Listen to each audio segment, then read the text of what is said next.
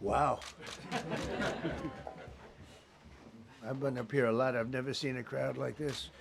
I think we need a ballroom, and that's happening. It's going to be a beautiful ballroom. This is really a lot of people, most I've ever seen in this room. And we're here for a very serious purpose, very serious purpose. Something's out of control, but we're going to put it in control very quickly like we did on the southern border. I'm announcing a historic action to rescue our nation's capital from crime, bloodshed, bedlam, and squalor, and worse. This is Liberation Day in D.C., and we're going to take our capital back. We're taking it back. Under the authorities vested in me as the President of the United States, I'm officially invoking Section 740 of the District of Columbia Home Rule Act. You know what that is? And placing the D.C. Metropolitan Police Department under direct federal control, and you'll be meeting the people that will be directly involved with that. Very good people, but they're tough, and they know what's happening, and they've done it before. In addition, I'm deploying the National Guard to help reestablish law, order, and public safety in Washington, D.C., and they're going to be allowed to do their job properly. And you people are victims of it, too. You know, you're reporters, and I understand a lot of you tend to be on the liberal side, but you don't want to get mugged and raped and shot and killed. And you all know people and friends of yours that happened. And so you can be anything you want, but you want to have safety in the streets. You want to be able to leave your apartment or your house where you live and feel safe and go into a store to buy a newspaper or buy something. And you don't have that now. The murder rate in Washington today is higher than that of Bogota, Colombia, Mexico City, some of the places that you hear about as being the worst places on earth, much higher. This is much higher. The number of car thefts has doubled over the past 5 years, and the number of carjackings has more than tripled. Murders in 2023 reached the highest rate probably ever. They say 25 years, but they don't know what that means because it just goes back 25 years. Can't be worse. Our capital city has been overtaken by violent gangs and bloodthirsty criminals, roving mobs of wild youth, drugged out maniacs and homeless people. And we're not going to let it happen anymore. We're not going to take it. Just like we did on our southern border. Nobody comes through our southern border anymore. 3 months in a row, we had zero. I don't know if that's right, but the people that do the work, it's a very liberal group of people, actually, and they actually said zero for the last 3 months. Nobody thought a thing like that was possible. And, you know, when you take a look at numbers, I just saw some charts. These are different cities throughout the world. Red is, okay, the red is a place called Washington, D.C. Look at these. Baghdad we doubled up on Baghdad. Panama City, Brasilia, San Jose, Costa Rica, Bogota, Colombia, heavy drugs. Mexico City, I mentioned, Lima, Peru, all double and triple what they are. So do you want to live in places like that? I don't think so. I don't think so. And I think the people in this room, if you wrote correctly, you'd see, look at the kind of numbers we have. D.C., 41 per 100,000, number one that we can find anywhere in the world. Other cities are pretty bad, but they're not as bad as that. Is that where you want to live? The reporters of the world? Juvenile offenders and crimes against persons, as they say. It's getting worse. Not getting better, it's getting worse. And we had a recent indication. There was a story about a man who was just left. He quit because he was asked to do phony numbers on crime. And we're going to look into that. I think Pam is going to be looking into that. But he was asked by the city, I guess, that we don't want to show the real numbers. Let me do numbers so it looks like it's going down. Not going down. And under Biden, it was a disaster. And nobody did anything about it. We're going to do things about it like you wouldn't believe. Every American has a constitutional right to be able to access and petition their government in safety, and countless federal officials and employees likewise have the right to carry out their jobs in peace without being shot. As you know, I lost a very good person a while ago, was shot waiting for his wife. He was in the car. They robbed his car. They shot him. They killed him like it was nothing to it. She was walking to the car. It's a horror show. This issue directly impacts the functioning of the federal government and is a threat to America, really. It's a threat to our country. We have other cities also that are bad, very bad. You look at Chicago, how bad it is. You look at Los Angeles, how bad it is. We have other cities that are very bad. New York has a problem.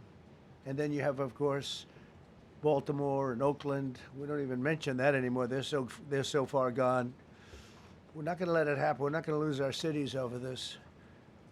And this will go further. We're starting very strongly with D.C., and we're going to clean it up real quick, very quickly, as they say.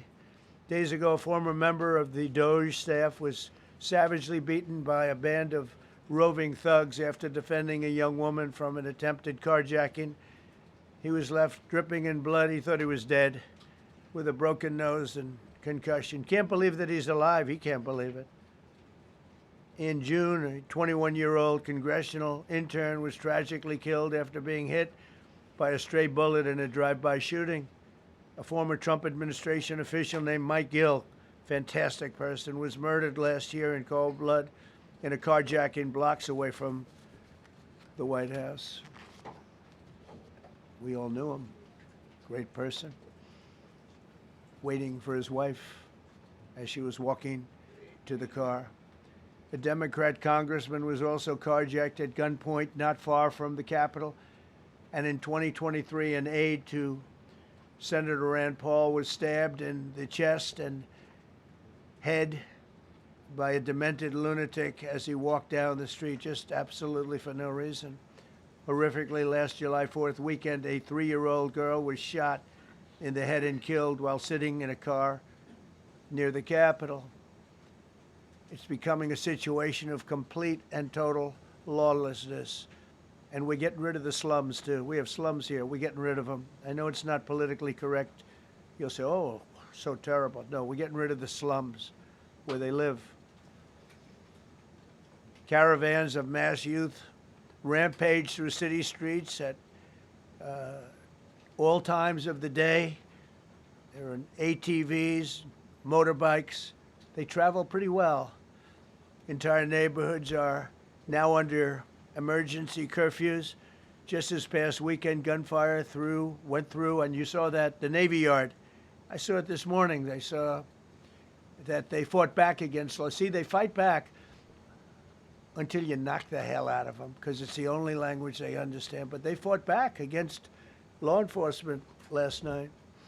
And they're not going to be fighting back long, because I've instructed them and told them whatever happens, you know, they love to spit in the face of the police. As the police are standing up there in uniform, they're standing and they're screaming at them an inch away from their face. And then they start spitting in their face. And I said, you tell them, you spit and we hit. And they can hit real hard. It's a disgusting thing. I've watched that for years, for 3-4 years. I've watched them. The police are standing, and they're told, don't do anything under any search. So and you can see they want to get at it. And they're standing there, and people are spitting in their face, and they're not allowed to do anything. But now they are allowed to do whatever the hell they want. This dire public safety crisis stems directly from the abject failures of the city's local leadership. The radical left city council adopted no cash bail. By the way, every place in the country where you have no cash bail is a disaster. That's what started the problem in New York, and they don't change it. They don't want to change it. That's what started it in Chicago. I mean, bad politicians started it, bad leadership started it, but that was the one thing that's central, no cash bail. Somebody murders somebody and they're out on no cash bail before the day is out. We're going to end that in Chicago, we're going to change the statute. I spoke with Pam and Todd and everybody. We're going to change the statute, and I'm going to have to get the Republicans to vote because the Democrats are weak on crime, totally weak on crime. They don't know why. They want to stop because they get mugged too.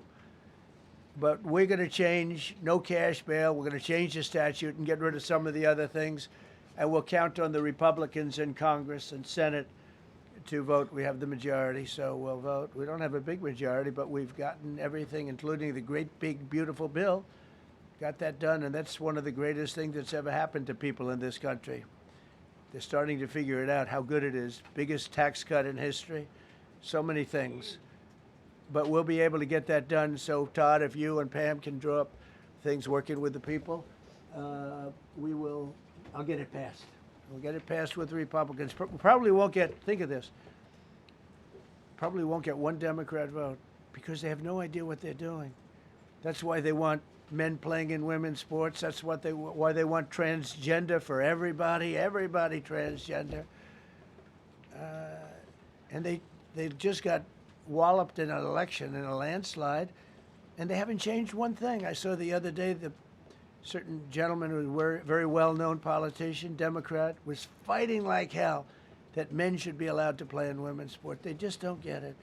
They said it's an 80-20 issue, and I think it's a 97-3 issue. And I don't know who the three are. I've never heard anybody nobody's ever come up to me, sir, you have to let men play in women's sports. You have to do it, sir. Nobody's ever approached me. I don't know where this issue even comes from. Never seen anything like it. But they turned our nation's capital into a sanctuary jurisdiction. That's the other thing. We have to get rid of sanctuary cities as quickly as possible. We're going to do it, too. We have to. Because it's sanctuary for criminals. Releasing illegal alien gang members onto the streets. In 2022, nearly 70% of criminals arrested in Washington went unprosecuted. That's not going to happen with the group we have standing aside and standing behind me. And at the Metropolitan Police Department, it's now reached a small number relatively compared to what it was, but it's thousands of people. You know, we have thousands of police. I was told today, sir, they want more police. I heard a number, 3,500 police. That's a lot of police. 3,500. I thought they were going to say, we only have 30 policemen or women. They said, we have 3,500. We need more. You don't need more. That's so many. I never heard. That's like an army. How could you need more than 3,000? It just happened 2 minutes ago. Sir, they've requested more police. Oh, what do they have? About 3,500. I said, 3,500? This is not a big area. It's ridiculous. What you need is rules and regulations, and you need the right people to implement them. And we have the right people here, that I can tell you. Look at the border. Biden said there's nothing you can do. Kamala was the border czar. She never called one of the Border Patrol agents who are great. ICE is great. Never spoke to anybody. Never went there. But she was the border czar. And everybody said it was impossible to fix. I fixed it in 3 months. No, really. I fixed it the first week, but really fixed it over the last couple of months. And I mean, literally to a point where, as I said, 0 illegals entering our country in the last 90 days. Pretty amazing. It's time for dramatic action. We're going to do the same thing over here. It's going to be a very safe city very soon. We're not looking to take years, because a lot of people die in years. And we've got incredible people in this country, except we have to allow them to do their job. And that we will deliver like nobody's ever delivered before. I actually think it's easy. You know, if you're competent, it's easy. If you're incompetent, it's impossible. But I'm very competent.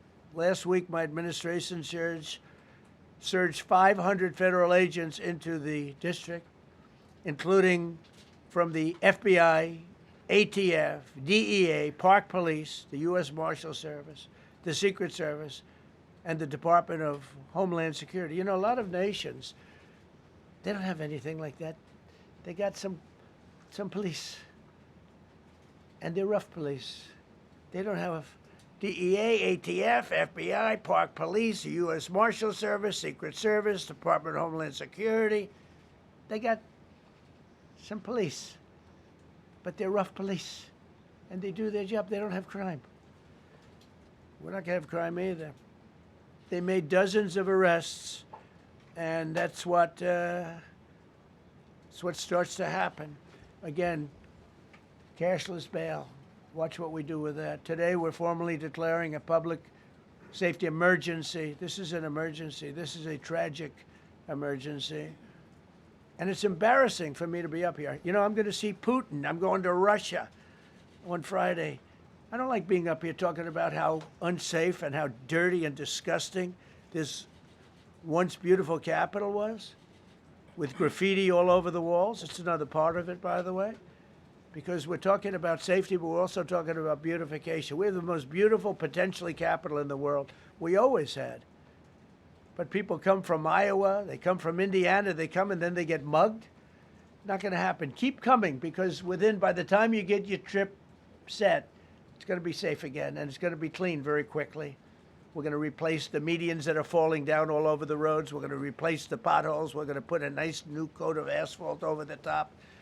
No, we don't have to rip the road out and spend 7 years building a new road because they cut everything. Because some designers said, well, we need a quarter of an inch more turn for safety reasons. No, we're going to do it right. We're going to get it done quickly.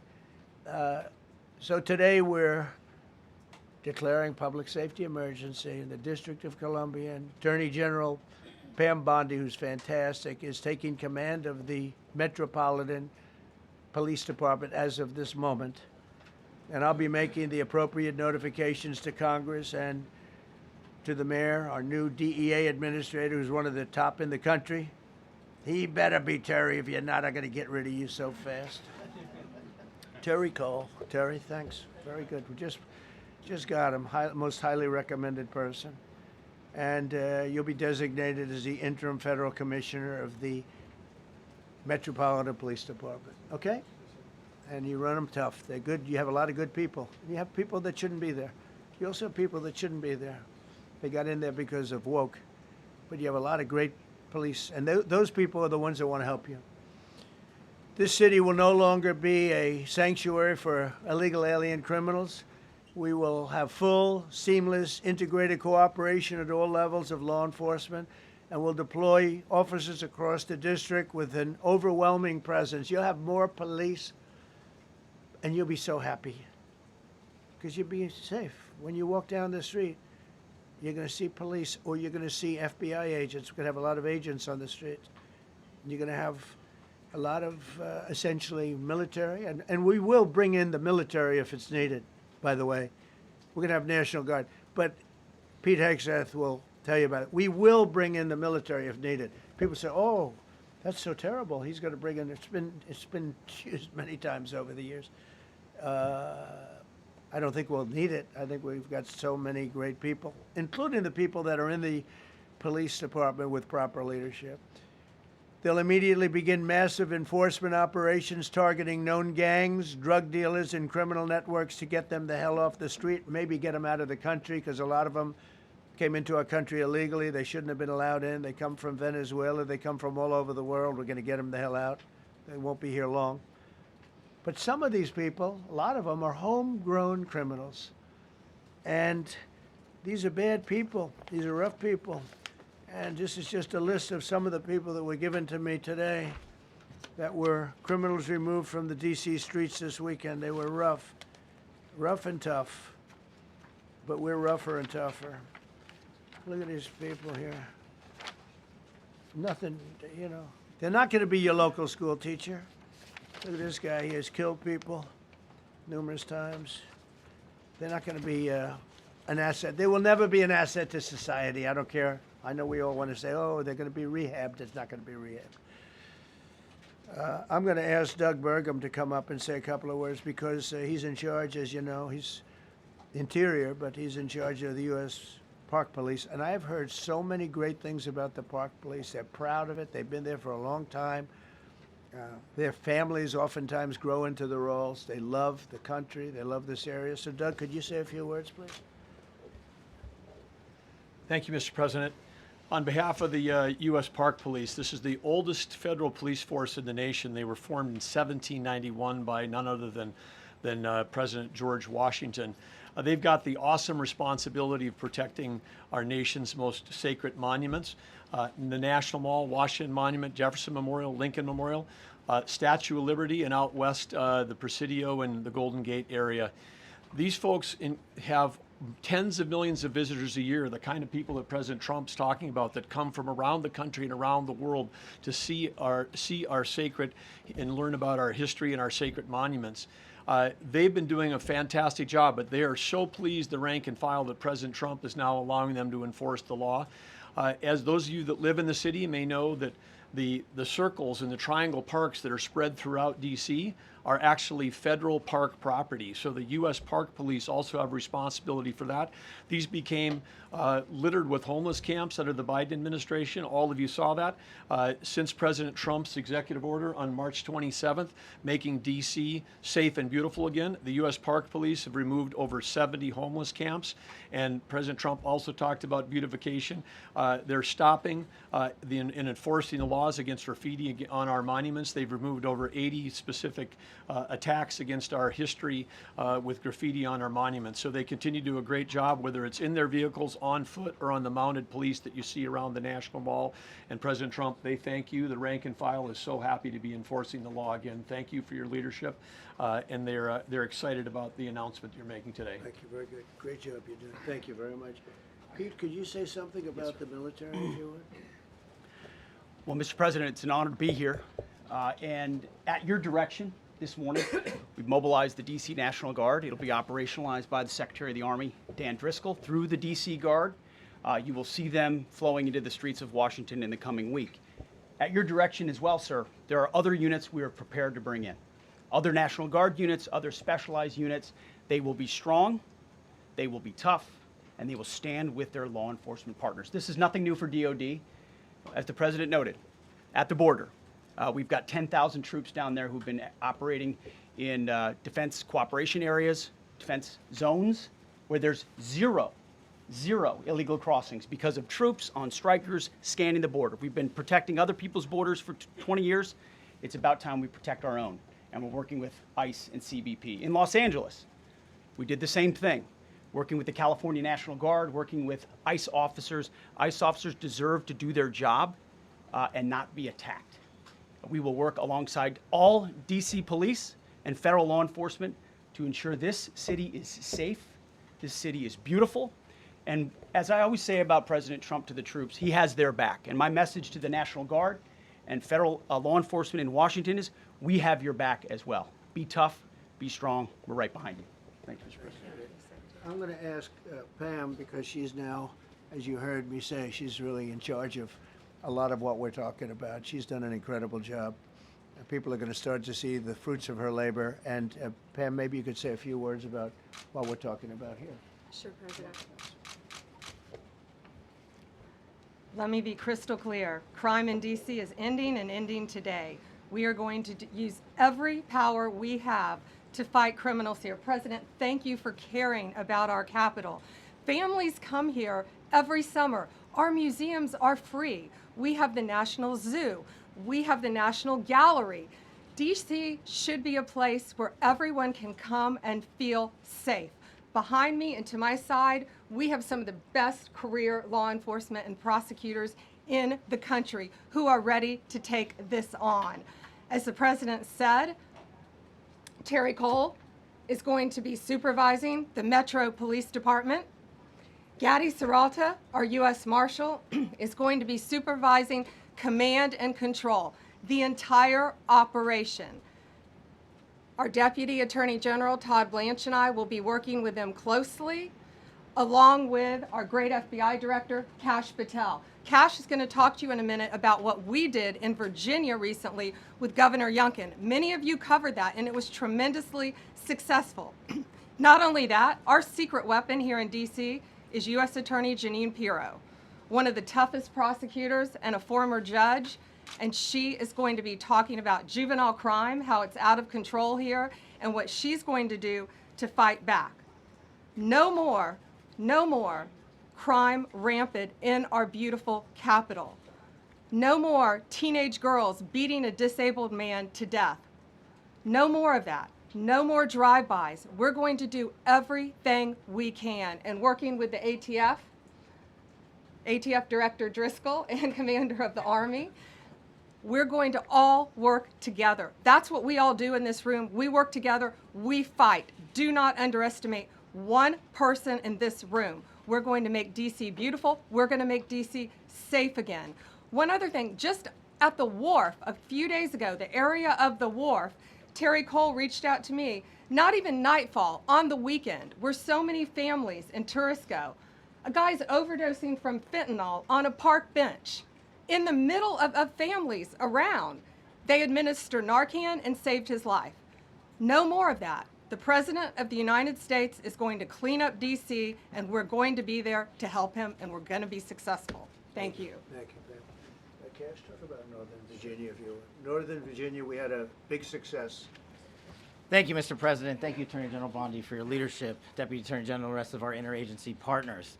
Mr. President, the following is what happens when you let good cops be cops, and I just want to highlight that before I get into Northern Virginia. This year alone, under President Trump's administration, we've had over 4,000 child victims identified and found. That's a 33% increase from the same time period last year. 33% increase. We've had a seizure of 1,500 kilograms of fentanyl up to this date. That is a 25% increase since the same time period last year. And just to put it in perspective, 1,500 kilograms of fentanyl is enough to kill 115 million Americans. 115 million Americans. Cops are getting after it. The FBI has arrested 19,000 people this year alone. Thanks to President Trump's administrations, that's double than where we were this time last year. And we have also arrested 1,600 people who have committed violent acts against children. 270 of them are human traffickers of children. Mr. President, this is what happens when you have great leadership at the Attorney General with Pam Bondi, your administration's priority of protecting the homeland and protecting American citizens and protecting our children, and the murder rates are plummeting. We are now able to report that the murder rate is on track to be the lowest in U.S. history, in modern recorded U.S. history, thanks to this team behind me and President Trump's priorities. And how do we do it? And what are we going to bring to D.C.? What we did in Northern Virginia, thanks to Terry Cole and Governor Youngkin and the team, we stood up a task force out in my Northern Virginia field office, and we said, let's let good cops be cops, let's get them the intelligence and what they need, and let's get the red tape out of their way, and let's get DOJ partnered up with us to bring great prosecutions, and that's exactly what we did. In 1 month, we arrested 545 violent felons. 545 in the state of Virginia, thanks to Governor Youngkin's partnership. And that simplicity in law enforcement is what's coming to Washington, D.C. When you let good cops be cops, when you give them the intel they need, when you work with our Homeland Security Task Force, when you work with Terry and Gaddy and I go way back to Miami. These guys are great leaders of the respective departments and law enforcement capacities. And when you have the DOJ and President Trump driving behind this mission, we are going to clean up Washington, D.C., and we're going to do it the right way, the lawful way, and we're going to make sure Washington, D.C. is safe again. Thank you, Mr. President. Thank you, Attorney General. Thank you very much. Good job. Thank you, Cash. So the process begins right now. It actually started over the weekend, and we confronted a lot of very bad people. But it's going to be something that will be pretty amazing to you as you watch it. And I think most of you say it's a beautiful thing to do it right. We're going to be removing homeless encampments from all over our parks, our beautiful, beautiful parks, which now a lot of people can't walk on. They're very dirty, got a lot of problems. But we've already started that. We're moving the encampments away, trying to take care of people. Some of those people, we don't know how they even got there. Some of those people are from different countries, different parts of the world. Nobody knows who they are. They have no idea, but they're there. We're getting rid of the people from underpasses and public spaces from all over the city. There are many places that they can go, and we're going to help them as much as you can help. But they'll not be allowed to turn our capital into a wasteland for the world to see. The Metropolitan Police Department and the federal authorities will be supported in the effort, a really big effort. The 800 DC National Guardsmen that we'll put on, and much more if necessary, much more. You remember I said, I offered 10,000 once. Remember I said to a certain person, a person who I thought always was highly overrated, not very competent. But I said, if you need them, we'll give you 10,000 of the military or the National Guard. They turned me down. But if necessary, we're going to move service members directly to joining the Guardsmen. And that'll take place very rapidly, and that'll be done in conjunction with Pam and with Pete and everybody else. Washington, D.C. should be one of the safest, cleanest, and most beautiful cities anywhere in the world. And we're going to make it that. We're going to make it safe. We're going to make it smart. We're going to make it beautiful, so beautiful. Some of the buildings, we're going to add to it. You see what we've done at the White House. White House is a whole different building. I do that in my part-time because it's a natural instinct as a real estate person. I was very good at that, and I was very good at fixing things up. I like fixing things up. You see what's happening. The marble floors are being reinstalled, renovated, fixed. The whole place is becoming very beautiful. We're going to be adding a magnificent ballroom, most beautiful ballroom, I think, anywhere. We need it. I would have certainly loved to have had it today. I think we would have filled it up. A lot of you are standing outside, can't get in this room. I have never seen the room like this, which tells me that you want to talk about, I mean, this was a D.C. news conference. It tells me that you want to talk about crime in D.C. and beautification of D.C., but I'm going to put that's easy. And I think, frankly, fixing the crime with the pros, fixing the crime is easy, too. A person who I've known for a long time, and she's been incredible. She was a fantastic, one of the best ever district attorneys in New York. She was in Westchester, and she became a judge, very successful judge. And then she went into show business because she was such a good DA and such a good judge, tough judge, but fair, always fair. Nobody ever complained about that, but she was tough. And because of that and her reputation, she went into showbiz. So a lot of people don't, they think of Janine as showbiz. Actually, showbiz was not her thing. And she did great.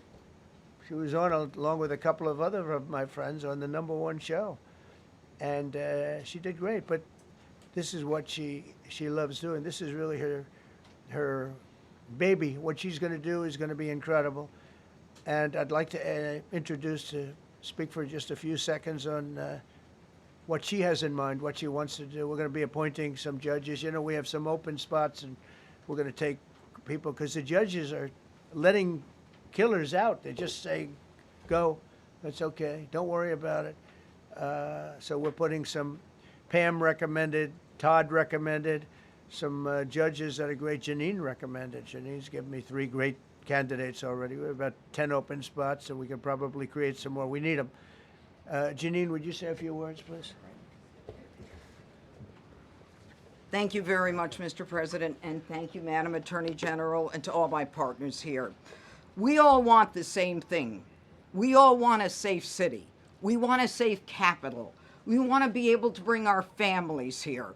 We want to be able to come and enjoy the history that makes this place great.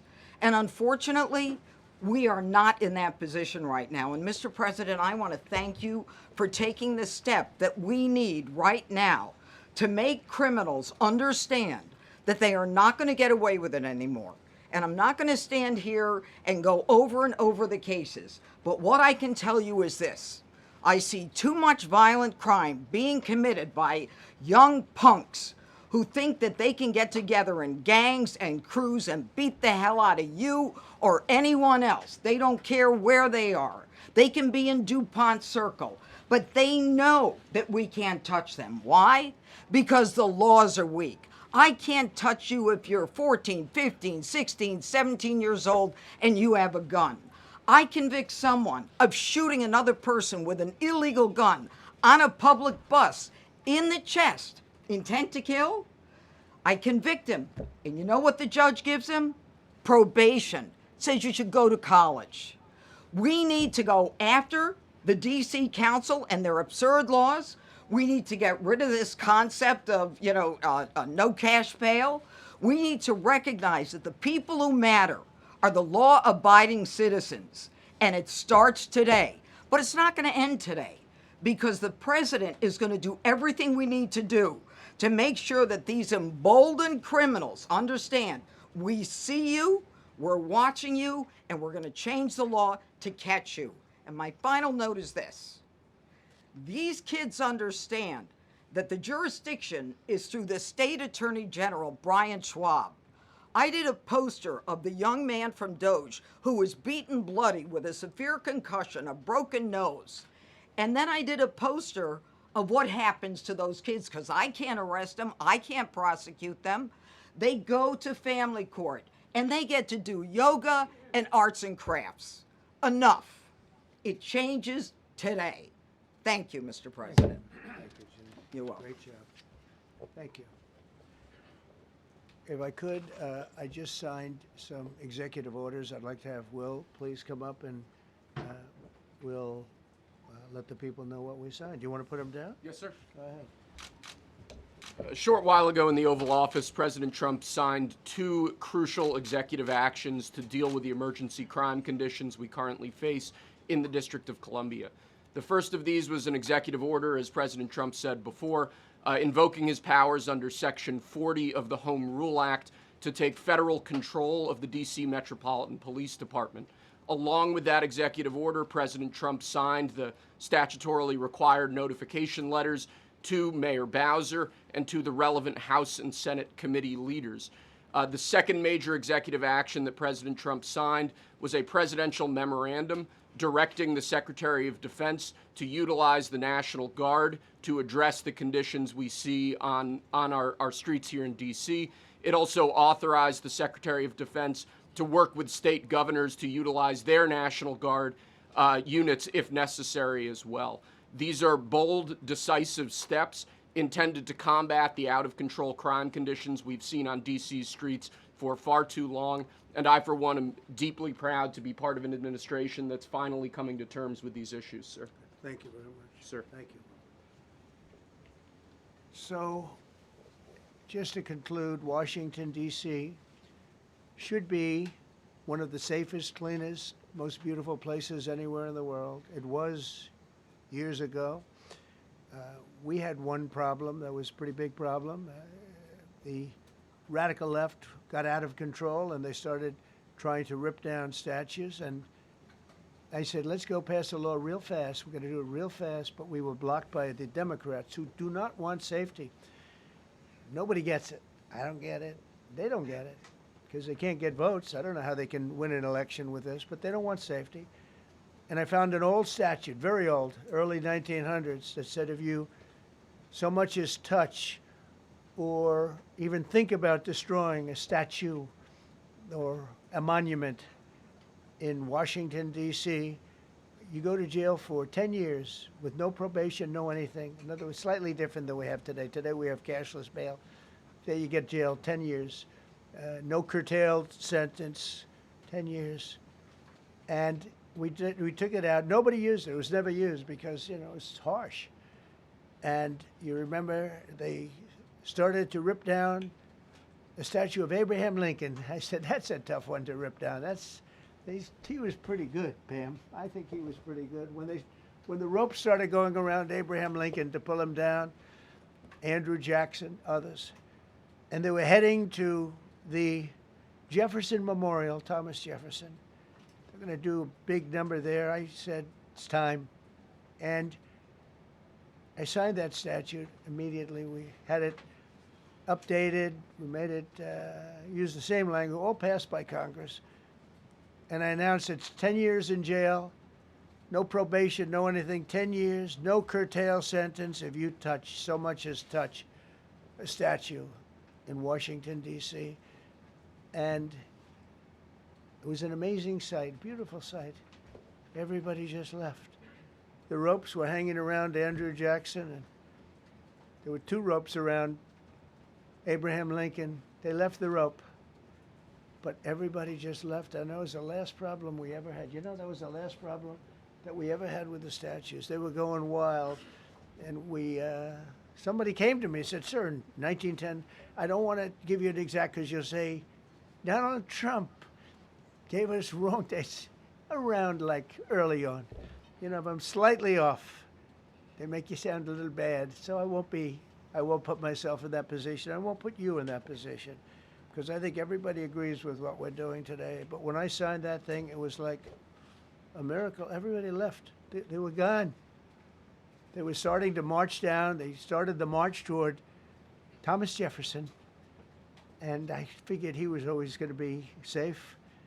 But they found something with him, and they found something with Abraham Lincoln, and even in the name George Washington in California, numerous places changed the name of George Washington High School and various other places. They took George Washington's name. This was a sick, woke culture that I think we've largely ended.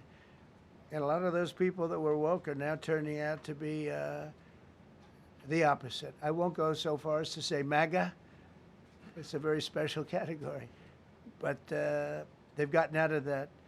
But we have people that love this country, and they love this really beautiful capital. It is. I flew over it the other day, and I said, what a beautiful place. But if there's crime all over the streets, when you get there, it doesn't look so beautiful. But we're going to make it beautiful again. We're going to fix it with crime, and we're going to also, as we're doing that, we're going to start doing things that we know how to do, that I know how to do better than anybody, I guess, because of my experience from previous life. But not only are we stopping the crime, we're going to clean up the trash and the graffiti and the grime and the dirt and the broken marble panels and all of the things they've done to hurt this city. And we're going to restore the city back to the gleaming capital that everybody wants it to be. It's going to be something very special. All of these people are really tough. Could I shake your hand, Garde, please? You're going to be so important here. You're going to be that guy. I hope I don't have to fire him in 2 weeks because he's too soft. I don't think he's too soft. If I do, I will, though. Is it okay if you're soft, weak, and pathetic, like so many people, I will fire you so fast. You're not going to have to worry about that. No, I think you're going to do a fantastic job. And everybody in this room, they may not express it, but they all want that to happen. You know, they want to be safe, and they have families too. So it's an honor to have such a large group. I've done this for years now, hard to believe. I've never seen this room so packed. In fact, I'm sure it's a violation of every fire code. But we'll let you stay anyway. You're taking a chance. And with that, we'll say, maybe if you could, oh, wow. We could be here all day long. If we could keep the first questions, perhaps, to this subject, and then we'll go on to a few others. Please. Mr. President, thank you so much. Can you talk about how personal of an issue this is? You talked about flying over the Washington Monument and seeing the pride of what D.C. is, and do you believe that the status of the city, the cleanliness, the way that crime is low, is a direct reflection on how the country is run? Yeah, I do. I think the Capitol, look, everyone comes here. They're all coming. All the leaders, they're all wanting to come.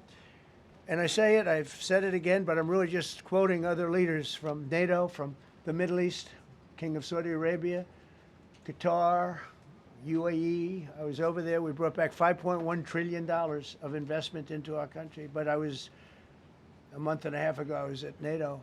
We had a great thing. They agreed to put up 5% instead of 2%. 2% they didn't pay, 5% is already paid. We had a great meeting, and they all said the same thing. They said our country was dead. They thought our country was gone. 1 year ago, they said your country was dead. And now you have the hottest country anywhere in the world. We do. We have the hottest country in the world right now. The tariffs have helped. It's given us not only the money, it's billions, trillions of dollars of money, but it gives us great power over enemies. We solved 5 wars with Pakistan and India. We just solved one. Azerbaijan and, as you know, and Armenia.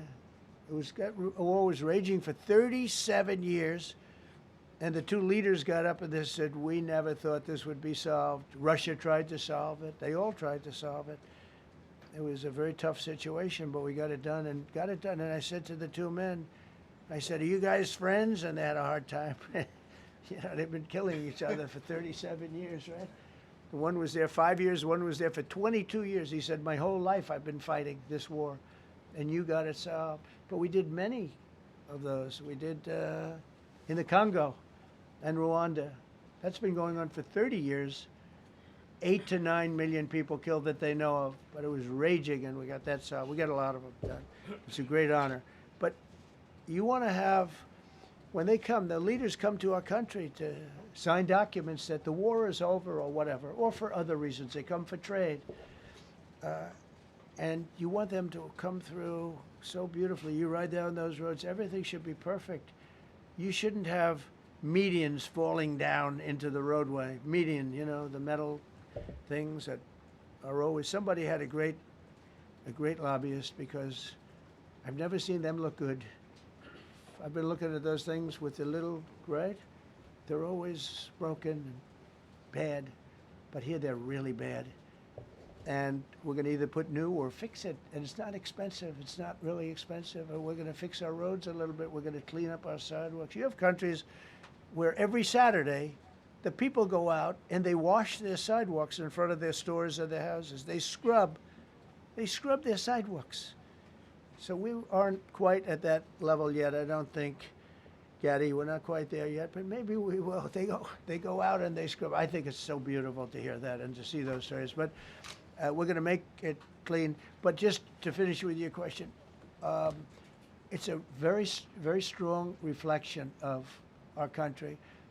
And when they see a bad city, you know, my father always used to tell me, I had a wonderful father, very smart, and he used to say, son, when you walk into a restaurant and you see a dirty front door, don't go in, because if the front door is dirty, the kitchen's dirty also. Same thing with the Capitol. If our Capitol's dirty, our whole country is dirty, and they don't respect us. So it's a very good question, actually. Mr. President, sorry. Question for you on the specific issue. Do you expect more cities to follow DC's path if this goes through? So the idea is that Chicago, LA, San Francisco, would they expect similar action to what we've seen in DC? And the other question, sir, there's reporting that the administration is going to reclassify marijuana. Would that send mixed messages that if marijuana is okay, some drugs are okay, but we're trying to clean up crime? How do they go hand in hand? We're only looking at that. That's early, but you know, somebody reported it, which is fine. We're looking at it. Some people like it, some people hate it. Some people hate the whole concept of marijuana, because if it does bad for the children, it does bad for people that are older than children. But we're looking at reclassification, and we'll make a determination over the next, I would say, over the next few weeks. And that determination hopefully will be the right one. It's a very complicated subject, you know, the subject of marijuana. I've heard great things having to do with medical, and I've had bad things having to do with just about everything else. But medical and, you know, for pain and various things, I've heard some pretty good things, but for other things, I've heard some pretty bad things. The other part of your question, I mean, we're just going to see what happens with it all. You're going to have, we're going to have a tremendous success in what we're doing. Other cities are hopefully watching this. They're all watching, just like everyone's watching here. They're all watching, and maybe they'll clean up, and maybe they'll do this and get rid of the cashless bail thing and all of the things that caused the problem. I mean, if you go back, this whole thing with cashless bail is a disaster. So many problems came that we never had before.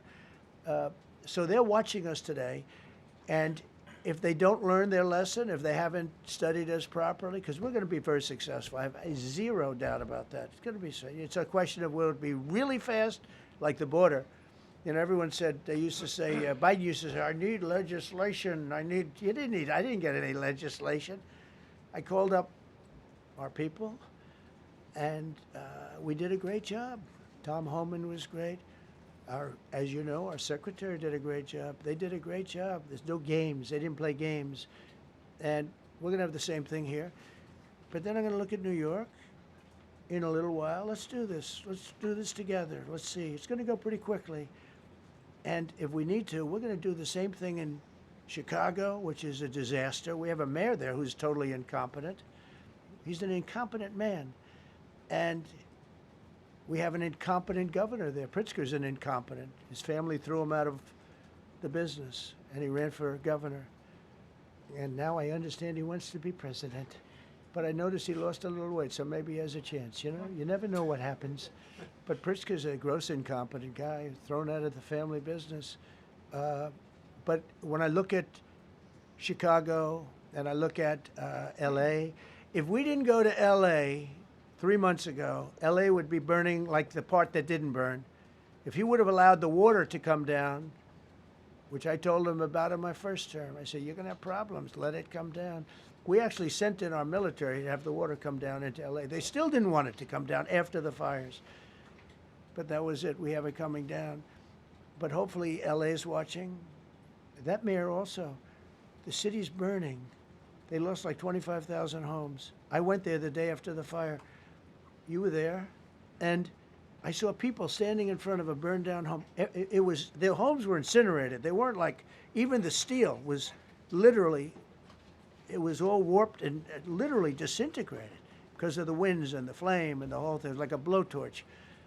They were standing on this beautiful day, maybe a couple of days after. We gave it a little time because what they had suffered. Almost 25,000 homes. And you see what's happening now. They didn't give their permits. I went to a town hall meeting. I said, we're going to get you the federal permits, which are much harder. Almost immediately. Lee Zeldin is a star. He did an incredible job. They have all their federal permits. They don't have their city permits. And the mayor said to me, we think we could have them in 2 years. I was walking down the street, and I met with firemen and police.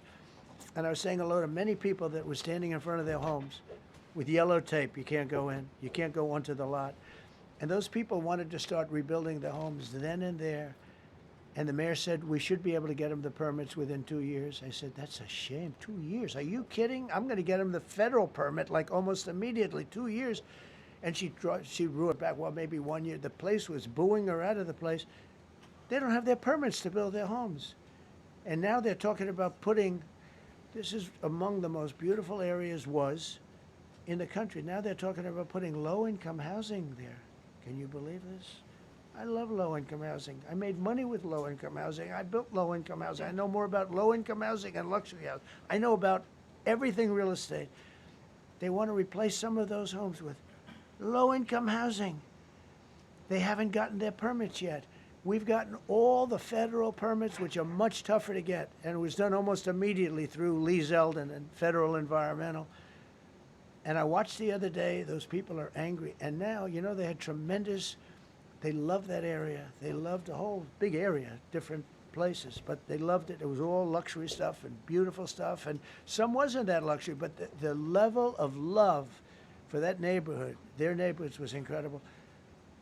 And you know what? I watch people on television, they want to go, they want to leave. They've lost their spirit, they've lost their heart, because the mayor's incompetent, and Gavin Newsom is incompetent. He's got a good line of bullshit, but that's about it. He's incompetent. And you have Los Angeles is, you know, it's amazing. You know, I called, the first thing I did, I got the Olympics to go there. I was the one that got it. And by a rare thing that happened, I'll be the president. I was very upset because I got the Olympics there, and I said, I won't be president when it comes. But bad things happened, and illegal things happened, really illegal things happened. Now it turns out one good thing was I'm going to be the president for the Olympics for 2050, for 250, which is going to be fantastic, and also for the World Cup. So we have a lot of good things, and I hope 250 is going to be, the 250th anniversary is going to be the best. But when I looked at those people, and I saw last night on television that they still don't have their permits, it's a disgrace what's happened in Los Angeles. Yeah, thank you. The China tariff deadline is tonight. Do you plan to extend that? We'll see what happens. China's been, we've been dealing very nicely with China, as you probably have heard. They have tremendous tariffs that they're paying to the United States of America. And we'll see what happens. They've been dealing quite nicely. The relationship is very good with President Xi and myself. President, you mentioned your upcoming meeting with President Putin. Can you tell us what you hope to get out of that and whether you'll consider inviting President Zelensky to join? So you have to understand, this is a war that should have never happened. This is a war that wouldn't have happened if I were president. It would have never happened. It was the apple of his eye. I got along very well with President Putin. But if you look, under President Bush, they took a lot of territory. Under President Obama, they took a lot of territory. Under Biden, they essentially took the whole thing. You know, it's just a question of time. Under Trump, you know what they took? Nothing, nothing. I was the one that said, you can't build your pipeline. That was half built. I came in, I stopped the pipeline. It's called Nord Stream 2. Nobody knows that, you know? Nobody ever heard of Nord Stream 2. You might have not even heard it. Biggest pipeline in the world. I stopped it. I was not a friend of Russia, but I got along well with Putin. It's always good to get along with other countries if possible, but that doesn't mean you roll over like Biden did. Biden came in and he immediately approved the pipeline. I couldn't believe it. Then they say Trump wasn't tough on Russia. I wasn't tough. I was the toughest. Putin said, if you're not tough, I would hate like hell to see you. I stopped the biggest economic development job, the biggest job that Russia had ever built. I stopped it. It was dead. And this low IQ president came in and he let them build the pipeline and supply oil and gas all over Europe, you know? So this is really a feel-out meeting a little bit. And President Putin invited me to get involved. He wants to get involved. I believe he wants to get it over with. Now, I've said that a few times, and I've been disappointed because I'd have like a great call with him, and then missiles would be lobbed into Kiev or some other place, and you'd have 60 people laying on a road dying. I said, that's cold, that's cold. But it's a violent war. 5,000 to 7,000 people a week are dying. And you know, there's nobody from here. They're all Russian and Ukrainian people, and some people from the cities, much smaller number, but still, those missiles do damage and they kill a lot of people, but mostly soldiers. And they're young soldiers, although in the case of Ukraine, they're getting much older. They're drafting 60-year-olds now. It's a terrible thing to witness, and I think I have an obligation. Look, this is Joe Biden's war. This is not my war. I made a deal with NATO a month ago. You covered it very accurately, actually. We don't pay anything anymore. You know, we're not paying anything. They are buying things from us, and NATO is paying us. I got it raised from 2% of GDP to 5%. And they're paying us for everything that we send. We're not paying. But Biden approved $350 billion. Europe has spent $100 billion. The money that's been spent and the death is incredible. It's the worst thing that's happened, by far the worst that's happened since World War II. So I'm going in to speak to Vladimir Putin. And I'm going to be telling him, you got to end this war. You got to end it. And he wasn't going to mess with me. This war would have never happened. You know, we had a discussion about it one time, and we never had that discussion again. Would have never happened. And when the election was rigged, and then Biden took office, which was barely took office, the auto pen took office, bad things started happening. Bad things, stupid things were said. And it ended up in a war. And you know, and I don't believe this will happen anymore because I have that pretty well covered. This could end up in a third world war. This could have been a third world war. I don't think that's going to happen now. But I thought it was very respectful that the president of Russia is coming to our country as opposed to us going to his country or even a third-party place. But I think we'll have constructive conversations. Then after that meeting, immediately, maybe as I'm flying out, maybe as I'm leaving the room, I'll be calling the European leaders who I get along with very well. And, you know, I have a great relationship, I think, with all of them. And I get along with Zelensky, but, you know, I disagree with what he's done. Very, very severely disagree. This is a war that should have never happened, wouldn't have happened. But I'll be speaking to Zelensky. The next meeting will be with Zelensky and Putin, or Zelensky and Putin and me. I'll be there if they need. But I want to have a meeting set up between the two leaders. I was a little bothered by the fact that Zelensky was saying, well, I have to get constitutional approval. I mean, he's got approval to go into war and kill everybody, but he needs approval to do a land swap because there'll be some land swapping going on. I know that through Russia and through conversations with everybody to the good, for the good of Ukraine. Good stuff, not bad stuff. Also, some bad stuff for both. So there's good and there's bad. But it's very complex because you have lines that are very uneven. And there'll be some swapping. There'll be some changes in land. And the word that they will use is, you know, they make changes. We're going to change the lines, the battle lines. Russia's occupied a big portion of Ukraine. They've occupied some very prime territory. We're going to try and get some of that territory back for Ukraine. But they've taken some very prime territory. They've taken largely ocean, in real estate we call it oceanfront property. That's always the most valuable property. If you're in a lake, a river, or an ocean, it's always the best property. Well, Ukraine, a lot of people don't know that Ukraine was largely 1,000 miles of ocean. That's gone. Other than one small area, Odessa, it's a small area. There's just a little bit of water left.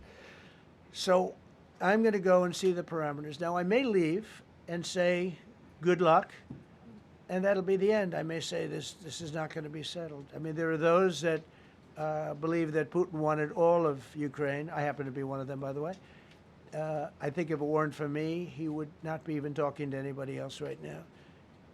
But I'm going to meet with him. We're going to see what the parameters are. I'm then going to call up President Zelensky and the European leaders right after the meeting, yeah. And I'm going to tell them what kind of a deal. I'm not going to make a deal. It's not up to me to make a deal. I think a deal should be made for both. I think Russia has to get back into building their country. It's a massive country. I think they have 11 time zones, if you can believe it. It's a massive, it's by far, from the standpoint of land, it's by far the largest. They have tremendous potential in Russia to do well. They're not doing well. Their economy is not doing well right now because it's been very well disturbed by this. It doesn't help when the President of the United States tells their largest or second largest oil buyer that we're putting a 50% tariff on you if you buy oil from Russia. That was a big blow. And then they say, gee, he wasn't so tough. Nobody else would have done that. And I haven't stopped there. I mean, look, I was all set to do things far bigger than that, but I got a call that they'd like to meet, and I'm going to see what they want to meet about. I'd like to see a ceasefire.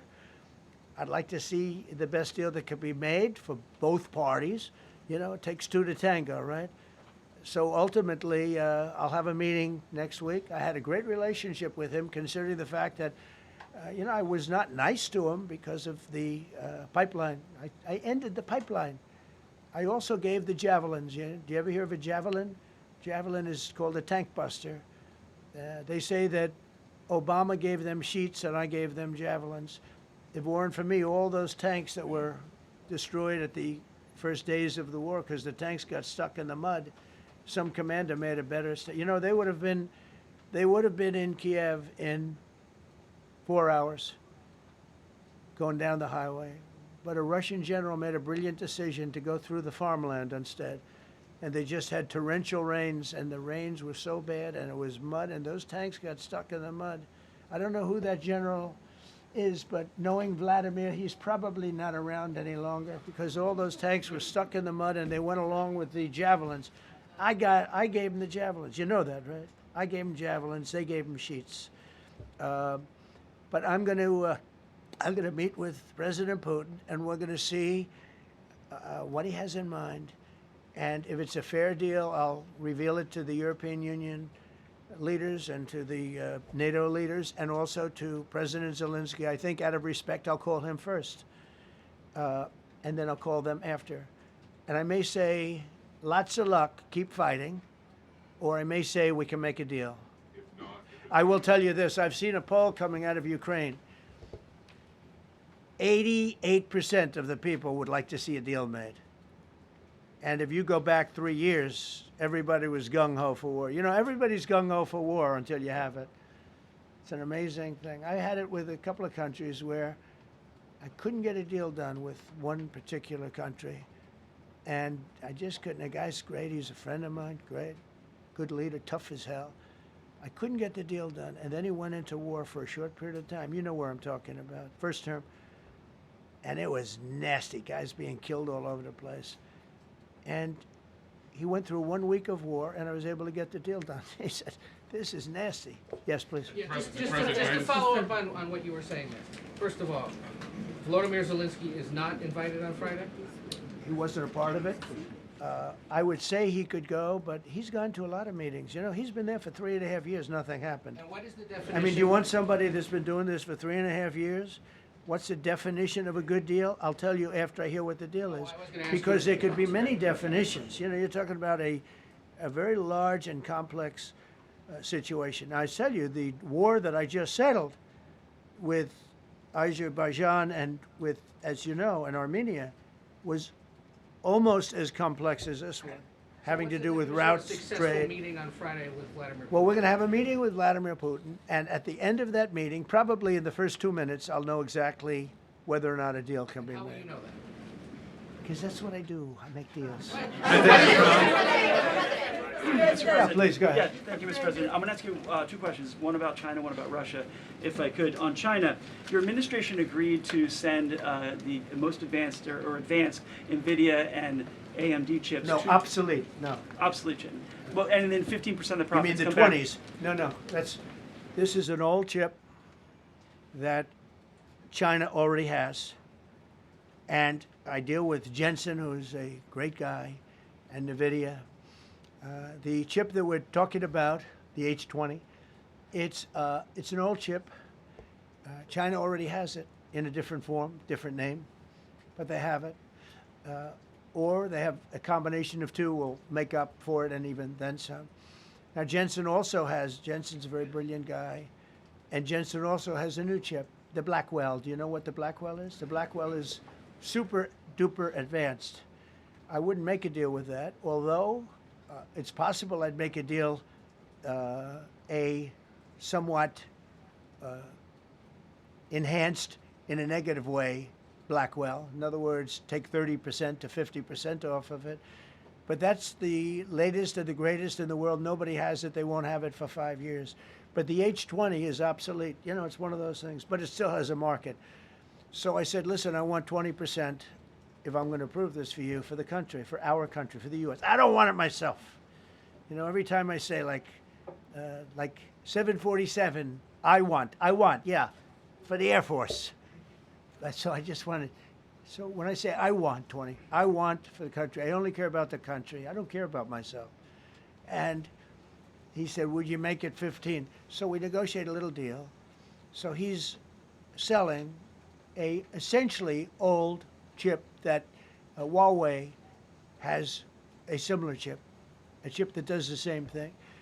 And I said, good, if I'm going to give it to you, because they have a, they have a stopper, what we call a stopper, not allowed to do it. It's really known as a restrictive covenant. And I said, if I'm going to do that, I want you to pay us as a country something, because I'm giving you a release. I released them only from the H20. Now, on the Blackwell, I think he's coming to see me again about that. But that will be a unenhanced version of the big one. Like, I don't know if you know it, we will sometimes sell fighter jets to a country and we'll give them 20% less than we have. Do you know what I mean, right? That's the same. So on Russia, do you see a time, Mr. President, when there could be normal trade between the U.S. and Russia? Should your meeting go well, should there be peace? I do, yeah. Russia has a very valuable piece of land. If Vladimir Putin would go toward business instead of toward war, it's a warring nation.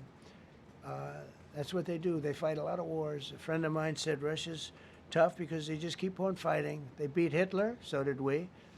And they beat Napoleon. They've been doing this for a long time.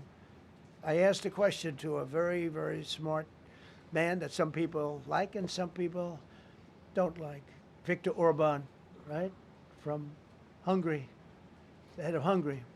And he's in that same area and knows the two countries very well. I said, this was before Biden didn't do anything to get us out of it. He could have gotten us out of that. It would have never happened.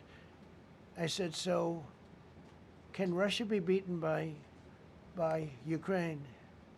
He looked at me like, what a stupid question. He said, Russia's a massive country, and they win their country, and they win their life through wars. They fight wars. That's what they do. He said, China beats you with trade. Russia beats you with war. That was a very interesting statement. China's not beating us with trade, not when I'm in charge. But they were beating Biden with trade, but they never beat us with trade. Don't forget, China had to pay $400 billion worth of tariffs when I was last time. That was last time. And if we didn't have COVID, all of this stuff we would be loaded. We're finding hundreds of billions of dollars of cash is pouring into our country now because of tariffs. And all we're doing is we're doing what they do to us. It's so beautiful to see it.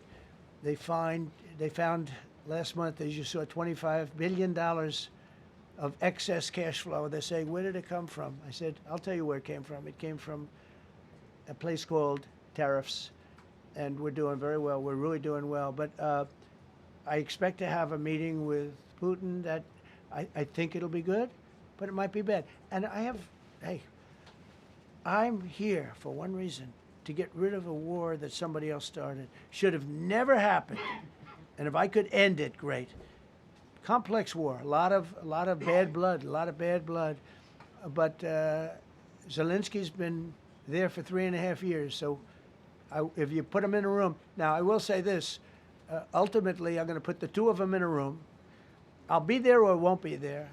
And I think it'll get solved.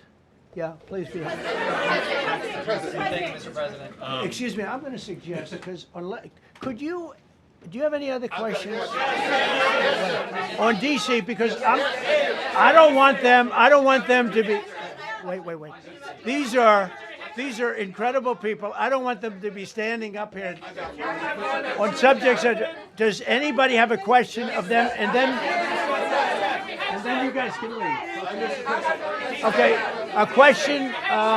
Brian, go ahead. Thank you, Mr. President. All right. And by the way, this is only on DC, and then they're going to leave because it's unfair to have them stand up here all day long. I agree. Brian. I've got two questions for you. First, about DC. This is personal for me as well. Last year, I was robbed on the streets by one of these teenage thugs. Had a gun, got away with it. Let's talk about the effort that between law enforcement, prosecutors, and judges, because it's a recycling belt. Like, these kids go, they don't fear the police.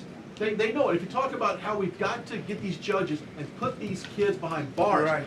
Adult crimes deserve adult penalties. And my second question, I'll after you answer that, please. Do you want me to answer? Or whoever wants to take it. Okay. It's real. Do you want me to answer it? Here's the problem.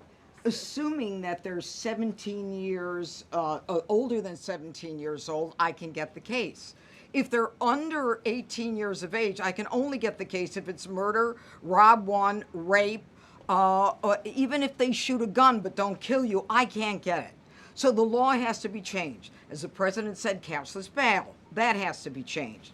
All right, then, even assuming I get the case, I get jurisdiction, I get a conviction, the DC Council has given the judges the ability to give probation on shootings. And so then it's up to them. All of these things, the Youth Rehabilitation Incarceration Reduction Act, and now they want to seal records. So if we work hard, we get a conviction, they want to wipe it out. So that needs all to be changed. Okay, Mr. Question. Pam, would you answer that also? Yeah, and just back to that topic, let's be clear though, we're going to charge them and we're going to track every single thing they do throughout every step of the court process and report back to you and let all of you know what's happening to them, because the people who are prosecuting them, the judges who are trying them, they also need to be held accountable. Mr. President, you also made a comment. You made a comment when you walked out here. This is the most people we've ever seen in this briefing. I've never seen ever, right? I've never seen any. Where's Caroline? Where's my superstar? Caroline. Is Caroline in the back? Where's Caroline? Come here, Caroline. Come here, Caroline. Come here. Is she doing a good job, by the way? Come here, Caroline. Is this the largest crowd that you've ever seen? This is definitely the most packed briefing, and I think all of you would agree. I think it's why we need to build a ballroom. Mr. President, I have a better idea. All right, Brian, go ahead. My question is this. You're building the big, beautiful ballroom. Yeah. Could we build a big, beautiful briefing room, updated technology, No. more seats? I don't want to do that. I don't want you to be comfortable. So no, I don't want to make life comfortable. So look. Let's just do this. Let's do this. It's going to be a big thing. We're going to Russia. That's going to be a big deal. What happens, happens. I'll let you know what happens. You'll be the first to know. I'll be calling the European leaders. I'm going with totally, I mean, we have a lot of talks. They're great people. They're great leaders, actually, and they want to get back. Honestly, as one of them said, I've OD'd on trying to settle Ukraine. They've OD'd, meaning they've overdosed on the settlement of Ukraine. Not a nice expression, but boy, is it accurate. They're tired of it. They want to get back to spending money on their countries. You know, Biden gave them $350 billion. Europe gave $100 billion. It should be much more than that. Shouldn't have been that kind of, they should have had equalization, but they didn't. But you know what? Still a lot of money. They want to get back to building their own countries. They really want it resolved.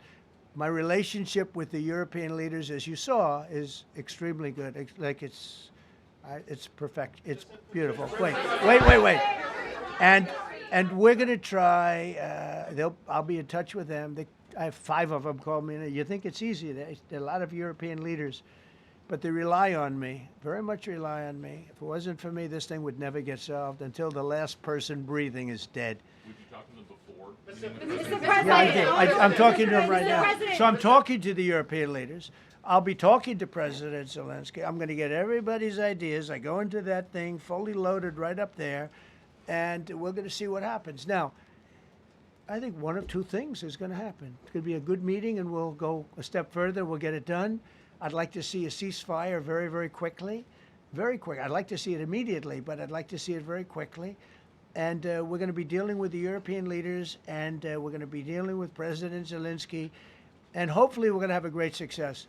As far as this, what we did today, and I think you were here for D.C. more so than even Russia, because Russia will be, you know, we have a couple of days to go, but the Russia is going to be very interesting. But to me, what is very exciting, and we're going to take back our capital.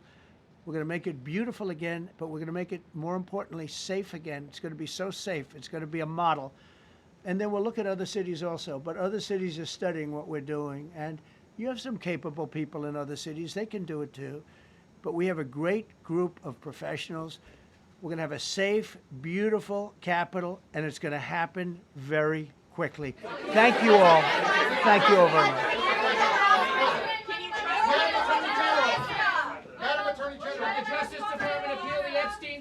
Today, Mr. President? How long will the takeover of DC police last?